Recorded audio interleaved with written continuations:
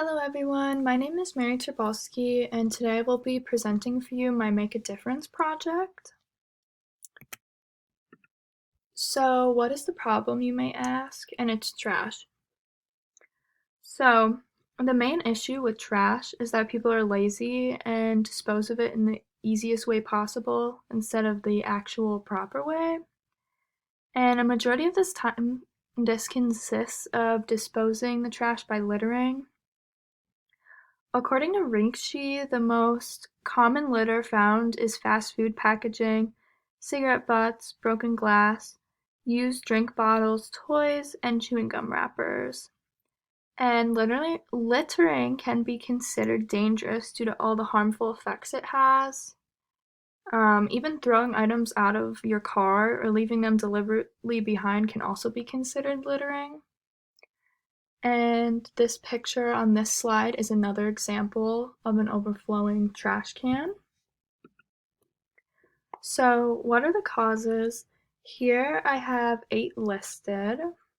So for the first one, the litter present's already there. If there's already litter in certain areas, then a person may feel it's okay to leave theirs there as well, because someone's train of thought could be, oh, there's already a bunch of trash here.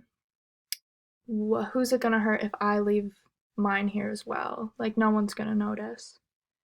For number 2, for construction projects, so there's a lot of uncontrolled waste that is generated from these type of projects, and it's usually the materials that they're using, like wood, metal, plastic, or concrete.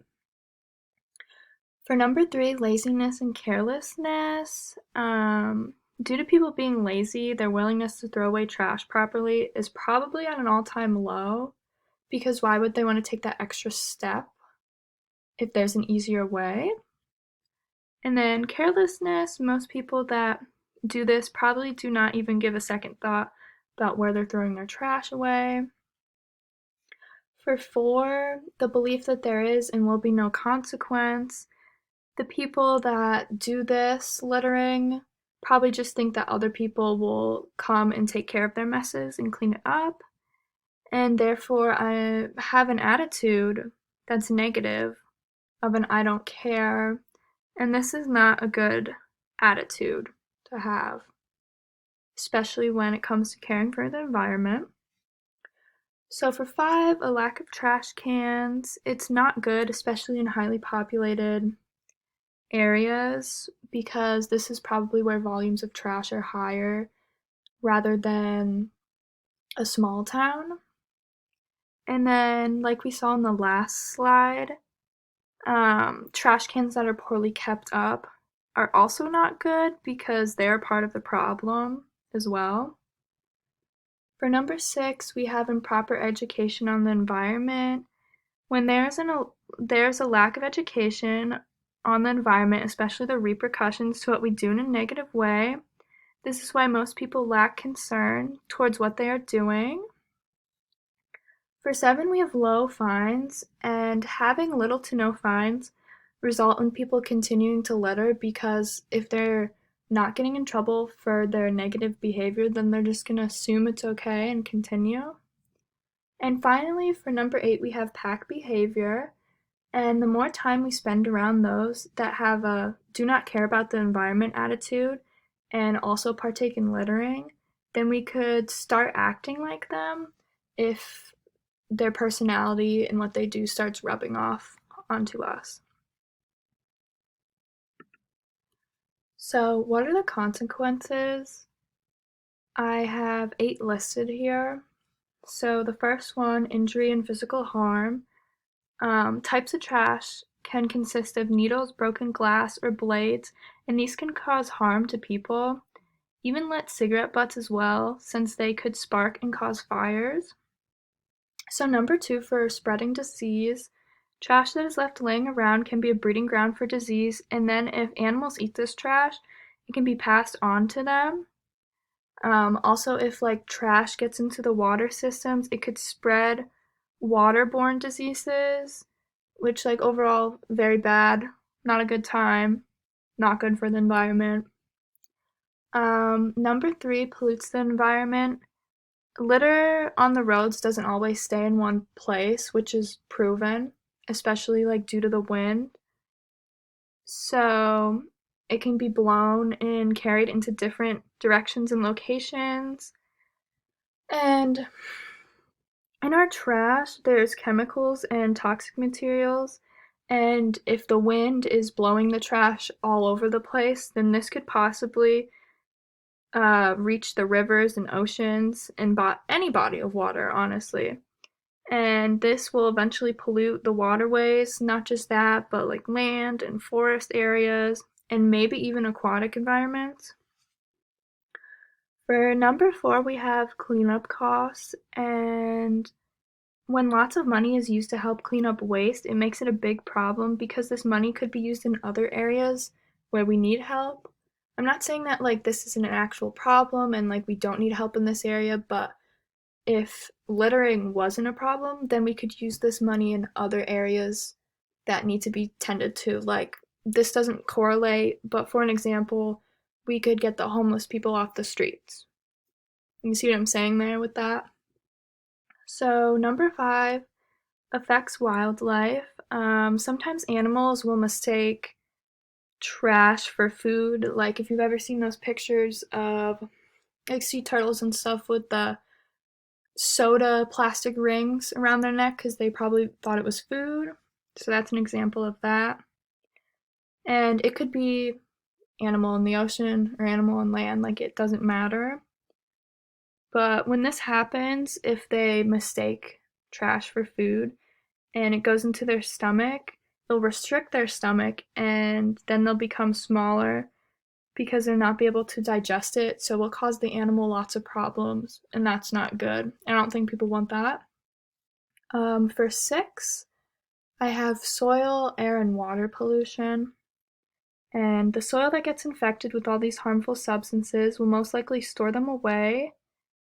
And then this could contaminate the groundwater. An example of this would be a battery. For air pollution, this happens due to people burning litter to get rid of it. And this could be considered a severe problem because when plastic is burned, it lets out toxic gases along with particulate matter. For water pollution, when people throw their trash into waterways. And we talked about that previously in one of the other points and how that's not good. For number seven, I have increased changes of fire. Throwing away trash improperly has underlying dangers that most people do not know about. For example, cigarettes could be risky and spark a wildfire if it is in an area that is considered high risk. And we know how quickly wildfires can spread. Imagine if that was caused by someone littering. That's terrible. And then my last point for this slide is breeding grounds for insects. By leaving your litter and not disposing of it properly, it will become a breeding ground for insects. And then this is just like a little fact that I gathered from a website to just get your mind flowing on how you feel about this issue. So, according to Global Littering Issues, 9 billion tons of litter end up in the ocean every year. So, I'll just like let you think about that for a second and how that makes you feel. Okay, so clearly, with the things that I have already stated, that this is definitely an issue, but it also is more moral and ethical issue. So, after reading that fact that I just read, like how does this make you feel? I'm assuming probably not good, and it's probably an eye-opening fact that that much litter makes its way into the ocean. Um, so most people are obviously taught from right and wrong, and hopefully this is what they were taught is wrong. Um, so if they were taught what the right thing is to do, then they are completely avoiding their moral compass when they do the lettering. And in this course, I'm pretty sure it was week 3, We learned about the things that we stand for, and this would be one of them for me personally. I think that the world would be a better place if there was no littering and the trash was disposed properly. The earth and its animals are hurting by this, and we need to turn it around.